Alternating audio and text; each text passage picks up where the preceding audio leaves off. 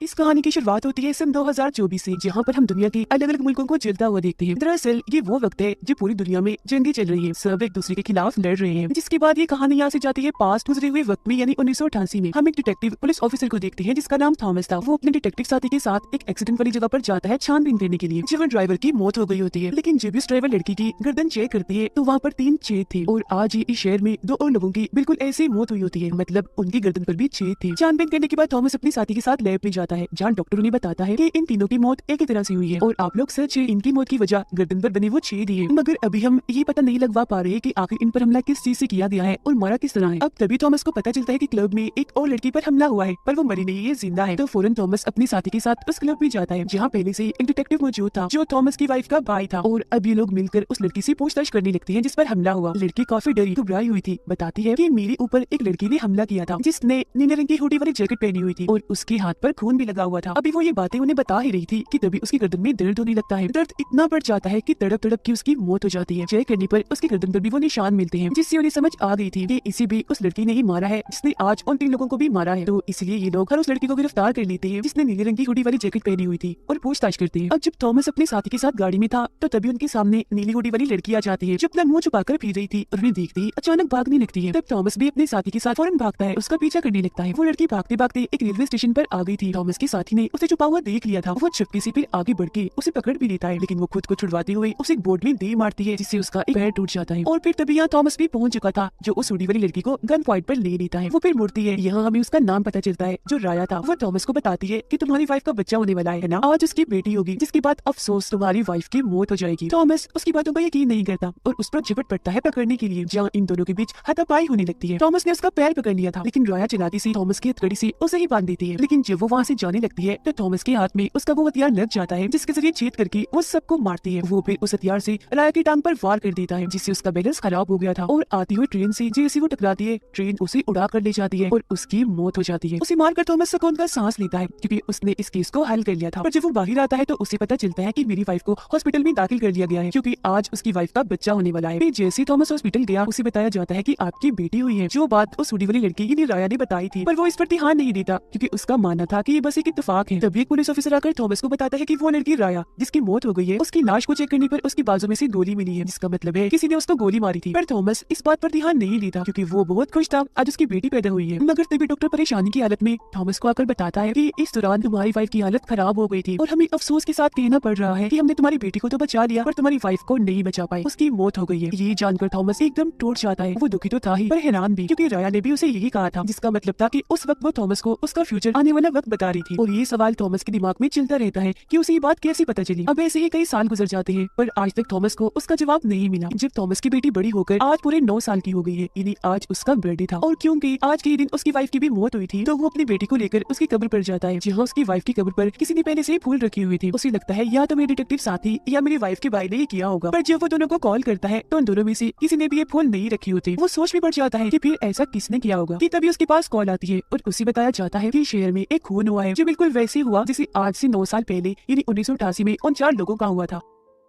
हादसे वाली जगह पर थॉमस जाकर वहाँ के कैमरा की रिकॉर्डिंग चेक करता है, जिसमें वो नीले रंग की हुडी वाली एक लड़की को देखता है जो हूबहू राया जैसी दिख रही थी। थॉमस सोच में पड़ जाता है कि 9 साल पहले तो उसकी मौत हो गई है, जिस पर सारी उसे समझाती है कि हो सकता है इस खूनी लड़की ने जानबूझ के नीली हुडी पहनी हो ताकि वो हमें गुमराह कर सके। पर थॉमस को शक होता है, इसीलिए वो 9 साल पहले वाली राया की फाइल को खोलता है, जिसमें उसके सामान के साथ उसे एक चाबी मिल जाती है, जिसकी जाँच करने के लिए वो अपने ऑफिसर साथी को देता है। तभी थॉमस को पता चलता है कि एयरपोर्ट पर एक और लड़की का कत्ल हो गया है, और जब भी अपने साथी के साथ वहाँ पहुँचता है तो उस लड़की की गर्दन पर भी वैसे ही छेद थे, जिससे थॉमस को समझ लग जाती है कि ये खूनी जो भी है सबको ऐसे एक ही तरीके से मार रहा है जो तरीका 9 साल पहले हुए कत्लों जैसा है। साथ ही उसे यहाँ पता चलता है कि जिस लड़की का खून हुआ है उसके पास एक राइटर की किताब थी, और जिसका भी खून हुआ है सबके पास ये किताब मौजूद थी। इस वजह से उसके दिमाग में काफी सारे सवाल उठते हैं पर जवाब नहीं ढूंढ पा रहा था। वो अब जो चाबी थॉमस ने जांच करने के लिए दी थी, पता चलता है कि वो एक जहाज की है, जिस जहाज को 1 साल पहले ही बनाया गया है, जो जानकर थॉमस और परेशान हो जाता है कि अगर ये जहाज 1 साल पहले ही बनाया गया है तो 9 साल पहले राया के पास ये चाबी कैसे आई। तब थॉमस से मिलने एक साइंटिस्ट आते हैं जो डॉक्टर भी थे। वो उन्हें बताते हैं कि हर 9 साल के बाद जब भी रेड मून होता है यानी चांद ग्रहण लगता है तो उस दौरान एक पल ऐसा भी आता है जब हम पास्ट में टाइम ट्रेवल कर सकते हैं, वक्त में सफर करके गुजरे हुए वक्त में जा सकते हैं। उसके लिए मैंने एक मशीन भी बनाई है। अब थॉमस और उसके साथी को डॉक्टर की बातें बेकार लगती है तो इस पर वो ध्यान नहीं देते। तब डॉक्टर भी मायूस होकर वहाँ से चला जाता है। थॉमस और उसका साथी अब उस जगह पर आ जाते हैं जहाँ वो जहाज खड़ा था, जिसकी चाबी थॉमस को मिली थी। यहाँ थॉमस अकेला ही अंदर जाता है, जिसके सामने तभी राया आ जाती है और उस पर अपनी गन तान देती है। उसे जिंदा देखकर थॉमस एकदम हैरान था क्योंकि उसकी आंखों के सामने उसकी मौत हो गई थी। तो अब वो जिंदा कैसे है? और तो और उसकी उम्र भी नहीं बड़ी जरा भी। राया गन पॉइंट पर थॉमस को कुछ बताने ही वाली थी, तभी अंदर थॉमस का साथी आ जाता है। वो जैसे पलटती है गलती से उससे गोली चल जाती है, जिससे थॉमस के साथी की मौत हो जाती है। यहाँ क्योंकि सारी पुलिस भी आ चुकी थी, इसीलिए राया थॉमस को जबरदस्ती लेकर जहाज में बैठ जाती है। उड़ान पड़ती ही वो थॉमस को बताती है कि तुम मुझे देखकर हैरान हो रही होगी, है ना? मैं दरअसल बार बार टाइम ट्रेवल करके टाइम में पीछे आती हूँ। ऐसा मैं इसलिए करती हूँ ताकि फ्यूचर की दुनिया को ठीक कर सकूँ, क्योंकि अगर मैंने ऐसा ना किया तो फ्यूचर में सब कुछ बदल जाएगा, हर चीज तबाह हो जाएगी और मैं सिर्फ चांद ग्रहण की रात को ही टाइम ट्रेवल कर सकती हूँ। तब थॉमस सोचने लगता है कि ये तो वही थ्योरी है जो कुछ देर पहले डॉक्टर ने भी बताई थी। आगे कुछ बोलने से पहले राया थॉमस को धक्का देकर नीचे पानी में गिरा देती है। वो जैसी तैसी पानी से बाहर आ चुका था। अगली सुबह पुलिस जब छानबीन करने यहाँ आती है तो उन्हें उस प्लेन के टूटे हुए टुकड़े मिलते हैं, जिसका मतलब था कि इनका प्लेन तबाह हो गया था,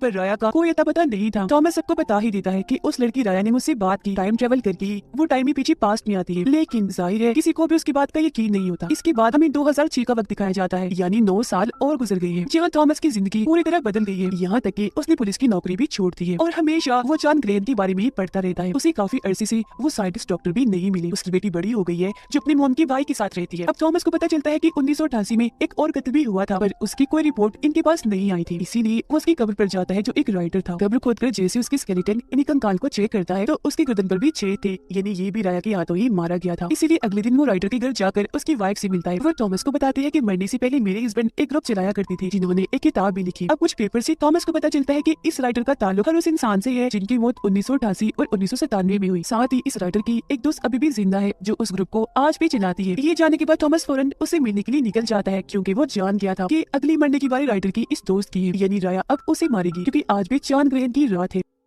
अब उसके घर ये पहुंच तो गया था पर काफी देर हो गई थी क्योंकि राइटर की वो दोस्त मारी गई थी। और फिर तभी थॉमस को राया दिख जाती है जो वहाँ से भाग रही थी। वो जल्दी से उस पर गोलियां चलाने लगता है। एक गोली आकर उसके हाथ पर लगती है, पर फिर भी वो वहाँ से भाग जाती है। थॉमस उसका पीछे करता है, देखता है कि वो समंदर किनारे बनी एक बड़ी सी पाइप में चली गई है। उसके पीछे जब वो भी जाता है तो पाइप की उस पर उसी टाइम मशीन दिखती है जिसके अंदर राया बैठ चुकी थी। पानी मशीन में भरता जा रहा था और फिर एक तेज रोशनी के साथ ही मशीन वहाँ से गायब हो जाती है। दरअसल वो टाइम ट्रेवल करके 1988 में आ जाएगी जहाँ थॉमस की वजह से उसकी मौत हुई। उसका सबूत ये है कि उसकी लाश में से वो गोली मिली थी जो अब 2006 में थॉमस ने उसे मारी है, जिस गोली के बारे में पुलिस ऑफिसर ने आकर थॉमस को बताया भी था जब उसकी बेटी पैदा हुई थी। और अब यहाँ थॉमस को सारी बात समझ आ गई थी। तभी इधर पुलिस भी आ जाती है। हालांकि थॉमस उन्हें बहुत समझाता है पर एक तो कोई उसकी बात यकीन नहीं करता, साथ ही उसे गिरफ्तार भी कर लिया जाता है क्योंकि पुलिस को लग रहा था कि राइटर की दोस्त को इसने ही मारा है। जिसके बाद हमें 2015 का वक्त दिखाया जाता है, यानी 9 साल और गुजर गई है और थॉमस आज भी इस अजीब केस को हल करने में लगा हुआ है। वो हमेशा उस पाइप के बाहर रहता है जहाँ से राया अंदर टाइम मशीन में गई थी और आज भी चांद ग्रहण की रात थी। थॉमस को यकीन था कि राया जरूर आएगी। हालांकि आज उसकी बेटी का बच्चा भी होने वाला था, लेकिन वो वहाँ नहीं गया क्योंकि वो राया को पकड़ना चाहता था। उसके ज़हन में सालों से जो सवाल है वो उनका जवाब चाहता है और फिर आखिरकार वो टाइम मशीन वहाँ आकर गिरती है, जिसके बाद राया उस पाइप के जरिए बाहर निकल कर आती है। तब थॉमस उस पर गन तान देता है और पूछता है कि बताओ तुम कौन हो, आज तुम्हें बताना ही होगा। तब वो बताती है कि मैं राया आपकी नवासी हूँ, मैं बार बार टाइम ट्रेवल कर रही हूँ क्योंकि आपने मुझे ऐसा करने के लिए कहा था। साल 2024 से मैंने अपना सफर शुरू किया था जहाँ दुनिया जल रही है, तबाह हो रही है क्योंकि पूरी दुनिया में जंग भी छिड़ी हुई है। और ऐसा उस राइटर की किताब से हुआ है जो उसने 1988 में लिखी थी, क्योंकि किताब को पढ़ने से लोगों के दिमाग पर उसका काफी गहरा असर हुआ। अपने मुल्क से प्यार की वजह से लोग बाकी दुनिया से लड़ने लगे और पूरी दुनिया जंग का मैदान बन गई। ऐसे में दुनिया को बचाने के लिए उस साइंटिस्ट डॉक्टर ने टाइम मशीन बनाई जिसके जरिए हर 9 साल पीछे सिर्फ चांद ग्रहण की रात को ट्रेवल किया जा सकता है। और मैं टाइम में पीछे ट्रेवल करके हर उस इंसान को मार रही हूँ जिनकी वजह से जंगी हुई, ताकि फ्यूचर में होने वाली तबाही को रोक सकूं। थॉमस देखता है कि राया के हाथ पर अभी गोली का निशान नहीं है, जिसका मतलब है कि यहाँ 2015 में अपना मिशन पूरा करने के बाद टाइम में पीछे आकर वो 2006 में आएगी जब थॉमस ने उसके हाथ पर गोली मारी थी, फिर 1997 में और फिर 1988 में, जहाँ थॉमस की वजह से उसकी मौत हो जाएगी। राया उसे अपना ब्रेसलेट भी दिखाती है जो थॉमस ने अपनी वाइफ को दिया था। थॉमस ये सब जानने के बाद काफी दुखी हो जाता है कि मैं अपनी नवासी का कातिल हूँ क्योंकि उसकी वजह से ही राया की मौत होगी। इसीलिए वो राया को कहता है कि जब तुम 1988 में जाओ तो कैसे भी करके मुझे रोक लेना कि मैं तुम्हें ना मारूं और फिर वापस फ्यूचर में आ जाना। तब राया समझाती है कि ऐसा नहीं हो सकता क्योंकि मेरा ये सफर वन साइडेड है। मैं टाइम ट्रेवल करके सिर्फ एक ही बार टाइम में पीछे जा सकती हूँ, वापस अपने वक्त में नहीं आ सकती। और अब मैं हर 9 साल पीछे जाकर 1988 में राइटर को भी मार दूंगी ताकि वो किताब ना लिखे जिसकी वजह से जंग हुई। थॉमस ये सारी सच्चाई जानने के बाद काफी दुखी हो जाता है। तब राया उसे कहती है कि आप हॉस्पिटल जाए क्योंकि आज मैं पैदा होंगी। इतना कहते हैं खुद वो यहाँ से निकल जाती है। थॉमस हॉस्पिटल आता है तो उसकी नवासी यानी राया पैदा होती है, जिससे वो बहुत प्यार करता है। और राया 9 साल पीछे जाकर हर उस इंसान को मार देती है जो जंग होने की वजह बने। और आखिर में राइटर के पास भी पहुंच गई थी जो किताब लिख रहा था। किताब ही क्योंकि जंग की वजह बनेगी तो पूरी होने से पहले ही वो राइटर को भी मार देती है। जिसके बाद हमें फ्यूचर यानी 2024 का वक्त दिखाया जाता है, जहाँ पर सारी तबाही वापस मुड़ना शुरू हो जाती है। सब कुछ ठीक हो गया था, मतलब यहाँ जंग कभी हुई ही नहीं। राया पूरी दुनिया को बचाने के लिए अपने इस मिशन के दौरान मारी गई, लेकिन उसने अपना काम पूरा कर दिया। और इसी के साथ ये कहानी इधर ही